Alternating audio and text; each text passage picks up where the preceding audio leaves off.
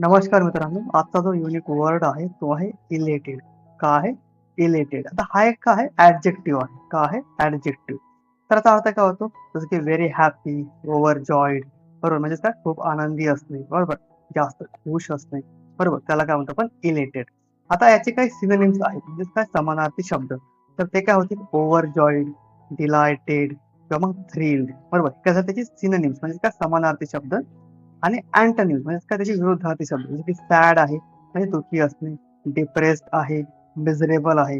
हे काय झालं त्याचे अँटोनिम्स म्हणजेच काय विरुद्धार्थी शब्द. आता त्याच्यात एक एक्झाम्पल बघा. एक्झाम्पल काय होईल? She was elated when she heard the news of her promotion. म्हणजेच काय? तिला खूप आनंद झाला जेव्हा तिनं न्यूज ऐकली कशाची? तिच्या प्रमोशनची. बरोबर. जेव्हा तिला काय खूप जास्त आनंद झाला जेव्हा तिने तिच्या प्रमोशनची न्यूज ऐकली. आलं लक्षामध्ये? असा का सेंटेन्सचा अर्थ होईल.